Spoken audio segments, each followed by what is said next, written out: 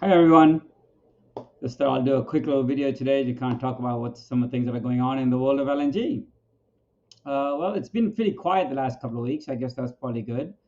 I know that a few conferences and other things going on, so I'm sure we'll expect to see some good announcements coming up in the next few weeks. Speaking of conferences, I was supposed to be going to speak at the European Gas Conference in Vienna in a week and a half, I guess. And they had to cancel the conference because they felt there was going to be climate protesters.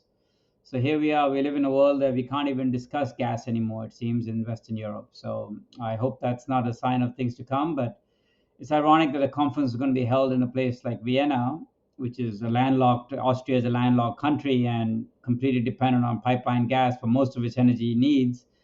And here they are, climate protesters, against European gas. So I don't know what they expect to be burning as fuel. I don't think Austria has too many other alternative forms of energy available to it, but here we are.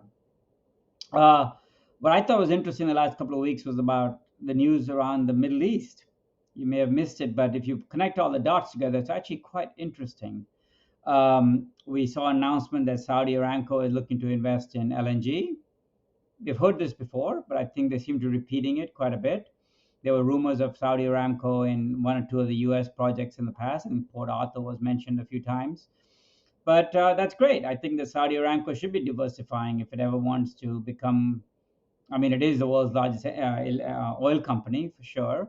But I think that in today's world, when you look at how much money is being made by trading LNG, they'll be obviously amiss if they don't look at LNG is not only to buy LNG, to import LNG, but to be involved in the LNG trade. If you look at some of the earnings over the last few weeks that Shell and BP and Total and some of the other guys have done, LNG trading is becoming an increasingly lucrative part of their revenue stream, probably more than just the LNG projects themselves in some places. So that's quite exciting if Saudi Aramco starts investing in LNG projects. Obviously, they come with a big checkbook. They may come with some political baggage as well, so that'll be interesting. Saudi Aramco is typically not known to be an investor outside Saudi Arabia, except in the downstream. I know they have petrochemical plants all over the world, but upstream wise, I don't really hear them being too much around. So it'll be interesting to see what they do.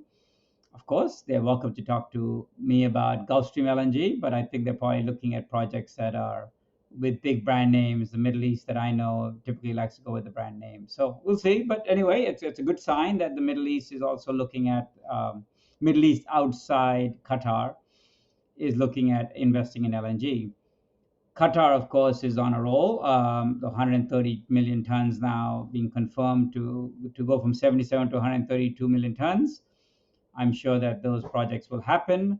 It'll be very interesting to see how the relationship with Iran pans out. I know that Iran has been making a little bit more noise about the fact that they share the same field as the Qataris, and the Qataris are obviously become some of the richest people in the world and some of the more politically influential people in the world. And the Iranians are probably looking at that saying, how come we didn't get a piece of that action? Well, it's really quite simple. My experience with Iran has just been very, very difficult. The Iran problem, Iran, again, very simplistically, there's too many different people in charge. There's the Revolutionary Army, there's the oil company, there's the elected politicians, and then there's the religious leaders. And I'm not sure how all of these people play out with each other. But the net result is that Iran basically has not developed any kind of an LNG or gas export to speak of. I know that 20 years ago we were looking at importing Iranian gas as pipeline gas into the UAE. And that deal was all about to happen. Everything was identified, and the Iranians basically pulled out of the deal in the last moment. So the Iranians have a horrendous reputation of being very, very difficult to deal with, projects going nowhere, a lot of suspicion on all sides. It's easy for them to just blame the sanctions. They blame the sanctions for everything, the US sanctions. And there's some truth to that, I would think, for LNG, but they've also squandered many, many opportunities over the last few decades. I know the big companies have come in there, even the Shells and the Totals over the years, tried to develop something in Iran, and basically, after losing lots of money and patience and time, walked away. So that's a bit sad. I think that Iran, of course, has a very robust domestic gas economy, and that's obviously so gas is important for that economy. but Iran is leaving a lot of money, or has left a lot of money on the table by not developing its international LNG exports. We've talked about or gas. So we talked about the pipelines from Iran to India, Iran to Oman, Iran to Pakistan. Well, none of these have come to anything. Iran to Afghanistan. I mean, I don't know. It's just it's politics, it's ideology, it's mistrust. In the end of the day, I think the people that suffer the most are the citizens of Iran that have not benefited at all, while literally Qatar is sucking up the gas from the same field. And now that Qatar is going to crank up that production, I know it's coming from the North Field extension. It's unclear, and no one's going to find out except them. It's that how much of the gas may be coming from transnational gas fields. So that's a bit sad. But on the other positive front, we saw the announcement from UAE that the Ruwais LNG project is seemingly moving ahead, about 10 million tons.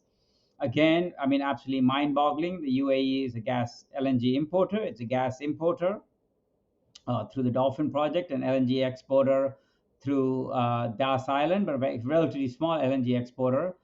I think they've really decided they're going to unlock their sour gas. The UAE has some of the most sour gas in the world. And for those who don't know, sour gas is gas with a lot of H2S.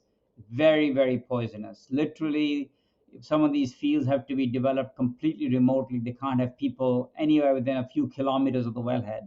It's that bad, the stuff. But the UAE has a lot of the sour gas. And so now they've figured out a way to actually develop the sour gas, make it happen. And now they want to export LNG out of Ruwais. Ruwais is a town way in the western, okay, close to the Qatari border. So quite far from the project they were talking about a few years ago, which was in Fujairah, which was on the Gulf of Oman on the Indian Ocean side. So if the UAE gets what it does, and UAE does do what it does, then we'll have 10 million tons or so coming out of Ruwais, and another 6 million tons coming out of Das Island. And the UAE will be a pretty serious LNG exporter, and really has not been a much of a player in the LNG world. So we are going to suddenly see the UAE as an exporter. The Qataris, of course, are big exporters. Saudi Aramco, Saudis could be exporters, but not on projects on their own country, probably projects in the US or other places. We see Oman, I think, pretty much staying flat. I don't see there's a lot of expansion in Oman. Yemen, bit of a disaster in terms of not much exports have been happening over the last few decades because of the war. So that's an example where you can build a project, but the projects may not produce anything because of civil disturbances. In Egypt, it's off again, on again, where they export or not export. But that brings us to the situation in the Gaza, with the Gaza war, and Israel. Israel, of course, has a lot of discovered gas resources offshore.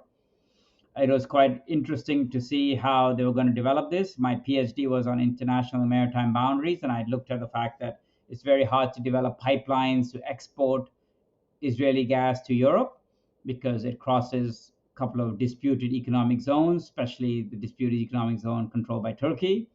And that's always going to be an issue. But now we see a different thing happening. A couple of years ago, maybe 2 years ago, we had a big announcement that BP, I believe it was, along with the UAE investment company, where Mubadala, was going to invest in offshore Israeli fields. And this would have been a pretty good thing for Israel, I would think, bring a lot of good money into it, bring some good project management, and actually get these projects to some point of exporting the gas, significant volumes of gas. Because Israel only exports a very small amount of gas to some of the neighboring countries, but even that's probably stopped because of the war. Well, they just announced 2 weeks ago that BP and the UAE government is now not going to do this, and explicitly because of the war in Gaza.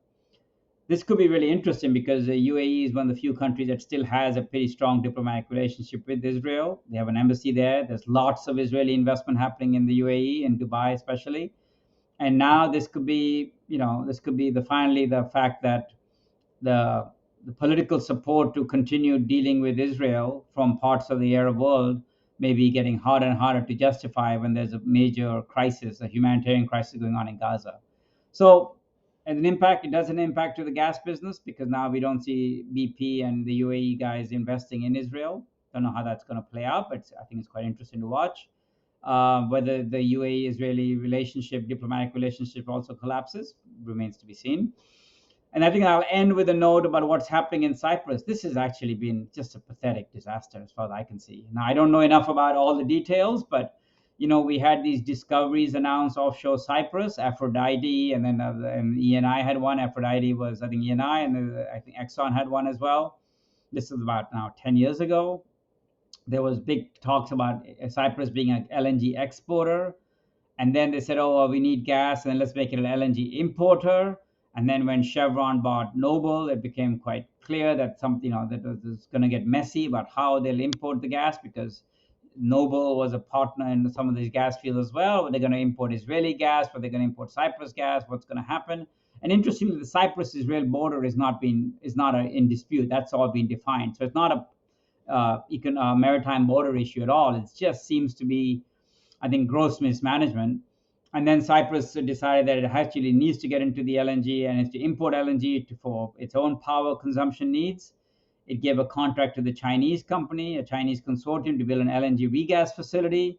And around the world, we build regas facilities in a matter of months. So look at Germany, look at even in the Caribbean, New Fortress, Jamaica, all these places, they can build it in 1 or 2 years maximum. And Cyprus has been messing around with this FSRU, a land-based solution, blah, blah, blah, blah, blah. And now I think there's a major dispute going on between the government and the contractor about what's happening with this regas facility. It's just pathetic. I think in the end of the day, the Cyprus gas fields are not being produced. I just don't understand why they couldn't have just put a small pipeline and bring that gas to shore. Instead of messing around with major scale LNG, you should at least put a hose pipe down, one well, two wells offshore, subsea construction, and bring a pipeline to shore. At least start using some of the gas for your own power needs.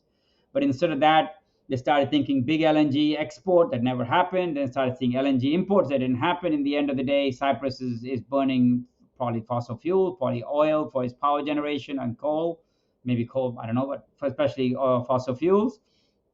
And we have no exports, no imports, and Cyprus resources are remaining untouched. So that just goes to show that sometimes the above ground factors matter than the below ground factors when you try to develop natural gas resources.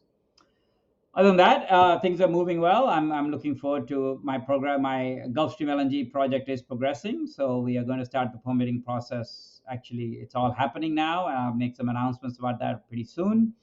And we have a lot of good things going on. So keep listening out for those things. And yeah, let's just see what happens over Zero Week, and a few other interesting announcements I'm sure will come out of the next week. Thanks, everyone.